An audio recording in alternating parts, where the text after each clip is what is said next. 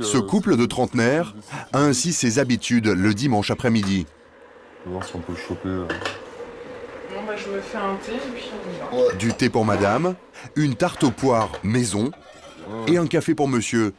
Mais surtout, un bon film. Et pour eux, pas question de payer une place de cinéma.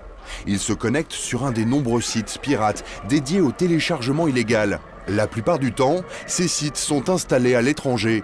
Leur film de ce soir sera donc gratuit et ils ont l'embarras du choix. Iron Man 2, Pirates des Caraïbes les 3, après Sex and... Madame veut voir Sex and the City 2, sorti en salle au printemps dernier. Là, on voit qu'il est dispo. Et bien là, on arrive sur une page où on voit le lien pour le télécharger. Je clique dessus. En 20 minutes, le film est téléchargé. Voilà, copier. Ce téléchargement est totalement illégal. Ah, j'ai récupéré la clé USB. Donc là, le film est là-dedans.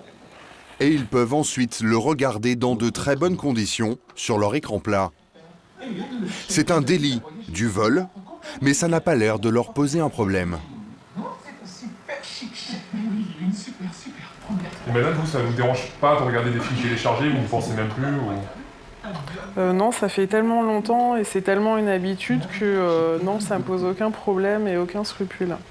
Je sais que les téléchargements sont illégaux, mais vu que moi je touche pas du tout à l'informatique et que c'est mon mari qui s'en occupe uniquement, pour moi c'est un petit peu le flou artistique, moi je ne fais que regarder. Et cette entorse à la loi n'est pas une première pour eux. De cette manière, ils se sont constitués gratuitement une collection de centaines de films gravés sur des DVD. Dans le commerce, ça vaudrait des milliers d'euros. Une somme dont l'industrie du cinéma ne verra jamais la couleur. Vous n'avez pas l'impression quand même de voler des œuvres?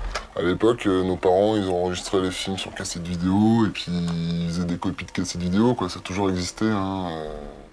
Et on estime qu'ils sont 12 millions comme lui en France à se servir illégalement sur Internet. Ce qui a fini par déclencher la colère des producteurs et des artistes.